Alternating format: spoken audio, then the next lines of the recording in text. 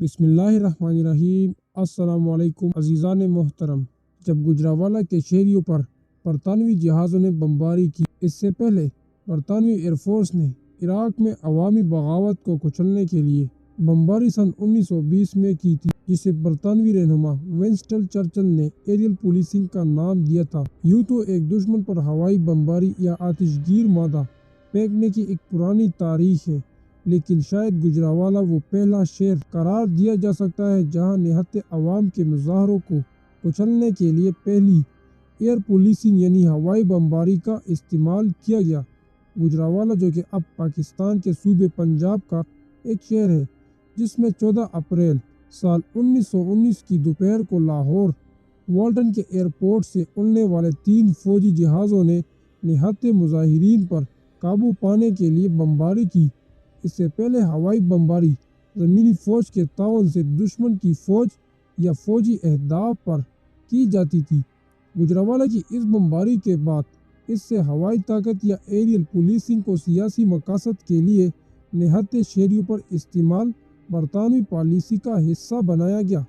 تاہم aerial policing کے لفظ کا استعمال سب سے پہلے برطانوی سیاستدان اور اس وقت کے secretary of state air Winston Churchill نے کیا تھا، جب سال 1920 میں برٹش رائل ایئر فورس نے عراق میں نہتے شیعہ مسلمانوں پر برطانوی قبضے کے خلاف مظاہروں کو کچلنے کے لیے فضائی بمباری کی تھی۔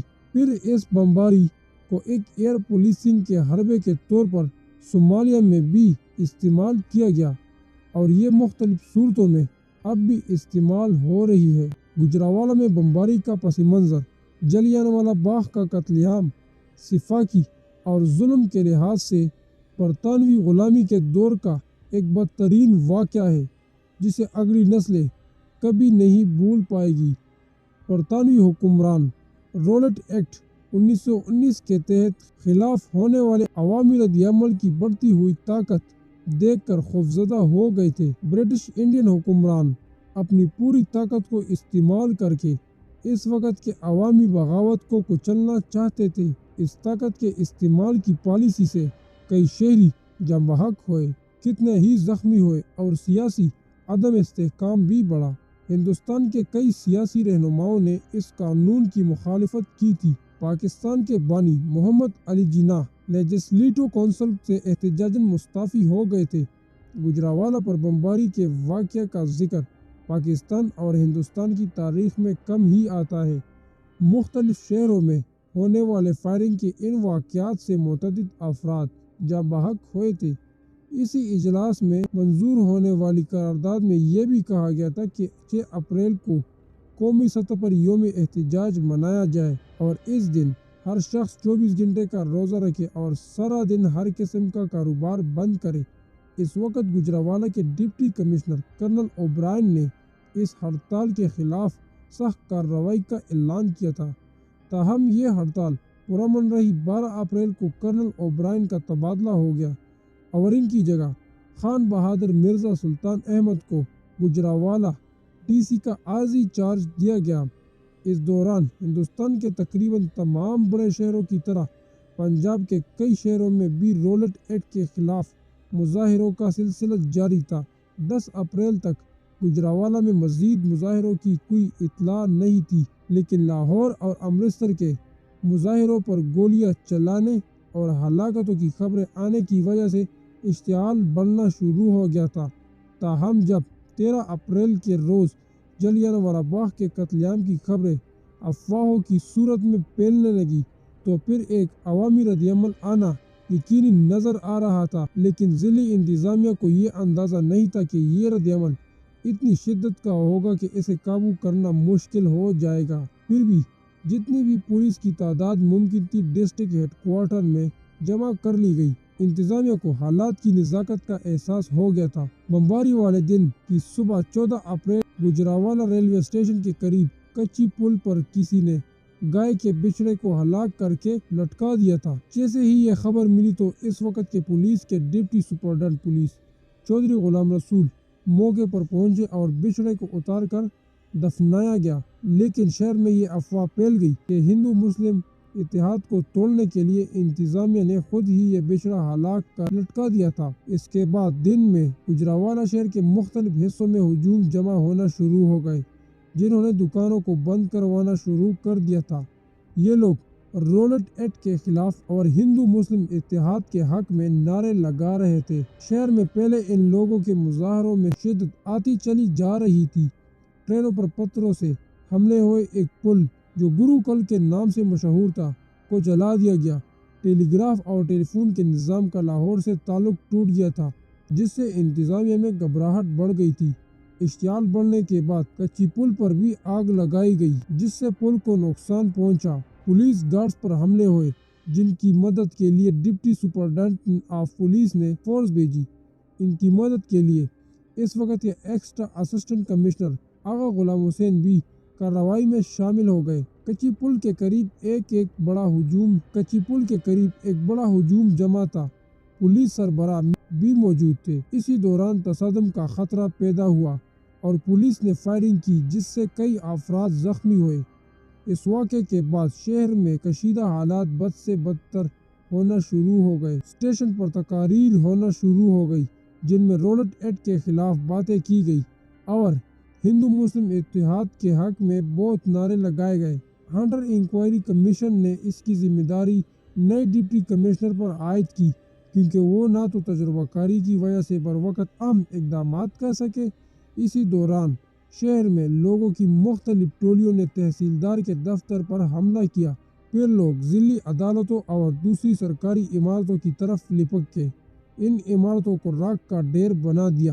پولیس لائنز پر بھی حملے ہوئے۔ گجرانوالہ میں موجود برطانوی فوج کی چھاؤنی کو بھی چاروں اطراف سے مظاہرین نے گھیر لیا تھا، لیکن ہجوم کے حملوں سے انسانی جانوں کا ابھی تک نقصان نہیں ہوا تھا۔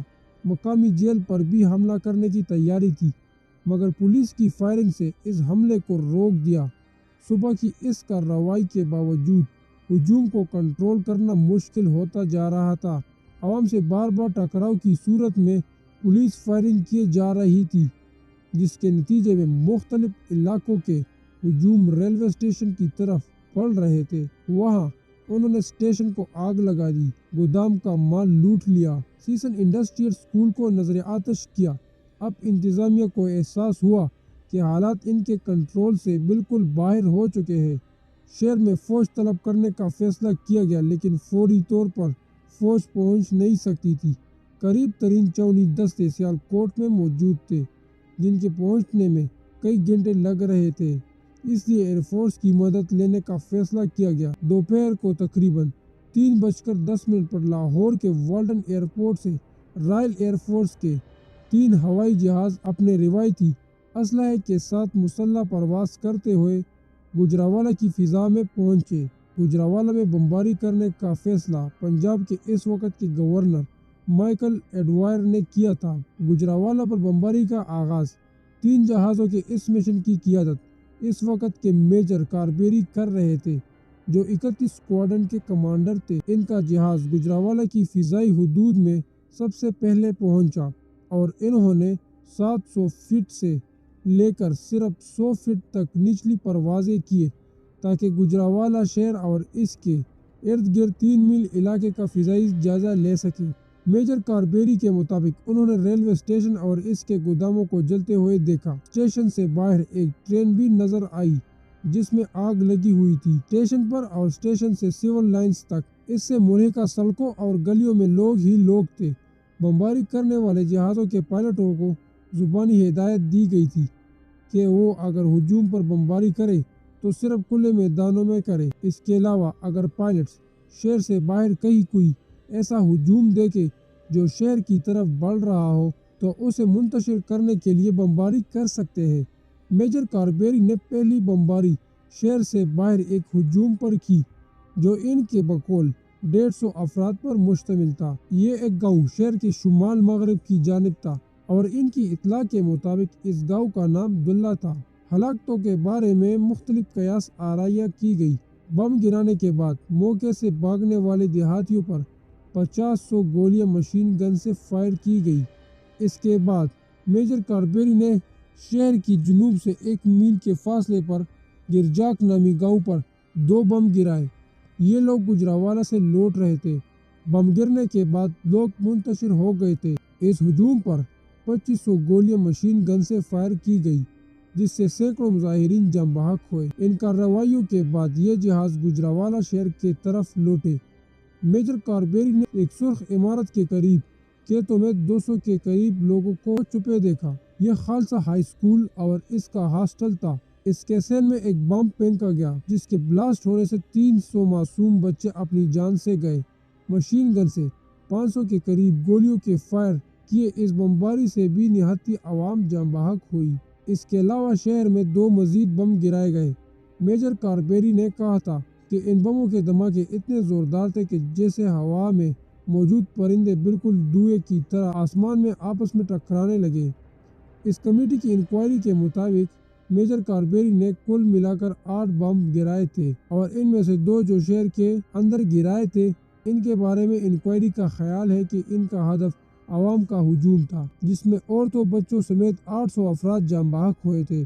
میجر کاربیری نے اسٹیشن کی طرف آنے والے ہجوم پر کل ملا کر 1500 گولیاں فائر کی تھی۔ یہاں بھی ظلم کا ستم نہیں ٹوٹا اور سینکڑوں مظاہرین اپنی آزادی کی راہ میں قربان ہو گئے۔ باقی 2 جہازوں کی بمباری سے کافی بے گناہ عوام موت کے گھاٹ اتر گئی۔ اس کے علاوہ انکوائری کمیٹی کے مطابق 2 دیگر جہاز جو لاہور سے گجرانوالہ بمباری کے لیے بھیجے گئے تھے، ان دونوں جہازوں نے مظاہرین کے علاوہ گجرانوالہ شہر کے ذیلی راستوں میں موجود ہجوم کو بھی اپنا نشانہ بنایا، اور گجرانوالہ شہر میں کربلا جیسا ماحول بنا دیا گیا۔ لیکن غیور اور بہادر شہریوں نے سامراجی طاقت کے سامنے جھکنے کے بجائے اپنی اور اپنے آنے والے نسلوں کے لیے شان سے مرنا پسند کیا۔ برطانوی حکومت کی انکوائری کمیٹی ان جہازوں سے پھینکے جانے والے بموں کو اور گولیوں کی تعداد سے مطمئن نہیں تھی، اس لیے اس نے ایک اور ذریعے سے اندازہ لگایا کہ طاقت کا زیادہ استعمال ہوا تھا۔ اس وقت راولپنڈی میں تعینات 2nd ڈویژن کی وار ڈائری میں 14 اپریل کو شام 6 بجے ایک رپورٹ درج ہوئی تھی۔ رائل ایئر فورس کے لیفٹیننٹ کربی نے گجرانوالہ میں آتش زدگی کی واقعات کی تصدیق کی اور کہا کہ انہوں نے ہنگامہ کرنے والے پر کامیابی سے فائر کیا اور بمبنگ کی۔ اس کے بعد وہ جہاز کو وزیرآباد کے ایک میدان میں اتارنے پر مجبور ہوئے۔ وہاں مظاہرین جمع ہو گئے اور ان کے جہاز پر حملہ کرنے والے تھے، لیکن انہوں نے جہاز کو دوبارہ سٹارٹ کر لیا اور اسے اڑانے میں کامیاب ہو گئے۔ دوستو کمنٹ سیکشن میں بتائیں کہ اگر اس برٹش پائلٹ کا جہاز سٹارٹ نہ ہوتا اور یہ پائلٹ عوام کے ہاتھ لگ جاتا تو اس کا کیا حشر کرتے۔ گجرانوالہ میں ہلاکت و واقعات کے بعد انتظامیہ کے اعلیٰ افسر کرنل اوبرائن نے انکوائری کمیٹی کو بتایا 14 اپریل کو رائل ایئر فورس کی بمباری اور ہنگاموں سے گجرانوالہ میں 1100 افراد ہلاک ہو گئے تھے، جبکہ ہزاروں لوگ زخمی ہوئے تھے۔ بمباری کا فیصلہ کس نے کیا تھا؟ گجرانوالہ میں بمباری کا فیصلہ لاہور میں اس وقت کے پنجاب کے لیفٹیننٹ گورنر مائیکل اڈوائر نے کیا تھا۔ ان کے بقول گجرانوالہ کے مظاہرے ان کے لیے ایک جھٹکے کی مانند تھے۔ جنرل اڈوائر کہتے ہیں، ہمیں اس شہر سے مظاہروں کی خبر 14 اپریل کو ملی، جب پورے پنجاب میں بغاوت اپنے عروج پر تھی۔ انہیں صوبے کے ہر حصے سے حملوں کی خبریں آ رہی تھی۔ امرتسر کے قریب ایک ہجوم نے ریل کی پٹری اتار دی تھی۔ مائیکل اڈوائر کے مطابق گجرانوالہ میں حالات پر قابو پانے کے لیے فوج روانہ کرنا ممکن نہیں تھا، اس لیے ایئر فورس کا استعمال کیا گیا۔ اگلے دن دوبارہ بمباری کے لیے 15 اپریل کو ایئر فورس کا ایک اور افسر لیفٹیننٹ ڈوڈکنز کو اوپر سے حکم آیا کہ وہ گجرانوالہ کی جانب پرواز کرے اور لاہور اور گجرانوالہ کے درمیان ریلوے لائن کا جائزہ لے کہ آیا وہ تباہ تو نہیں ہو گئے۔ اسے یہ بھی حکم دیا گیا تھا کہ وہ گجرانوالہ کی تازہ ترین حالات کا بھی فضائی جائزہ لے۔ اسے کسی بھی بڑے ہجوم کے خلاف کارروائی کا بھی حکم دیا گیا تھا۔ اس افسر کو گجرانوالہ میں تو کوئی گڑبڑ نظر نہیں آئی، لیکن 1 میل باہر شہر کے مغربی علاقے میں 30-40 افراد نظر آئے جو ایک شادی کی تقریب میں موجود تھے۔ اس نے ان پر مشین گن سے فائرنگ کی۔ کے بعد ایک اور گاؤں میں 30 یا 50 افراد کا ہجوم نظر آیا۔ لیفٹیننٹ ڈوڈکنز نے اس ہجوم پر بھی ایک بم پھینکا جو ایک گھر میں گرا اور پھٹا، جس سے گھر میں موجود انسانوں کے علاوہ تمام جانور بھی لقمہ جل بن گئے۔ انکوائری نے تسلیم کیا کہ ان دونوں بموں سے ہلاک اور زخمی ہونے والوں کی تعداد 2000 سے زائد تھی۔ آپ سب دوستوں کا شکریہ ویڈیو دیکھنے کا۔ امید ہے آپ کو اس طرح کی تاریخی واقعات سننا پسند ہوں گے، تو چینل کو ضرور سبسکرائب کریں۔ ملتے ہیں ایک نیک ویڈیو کے ساتھ، تب تک کے لیے اپنا خیال رکھیں۔ اللہ نگہبان۔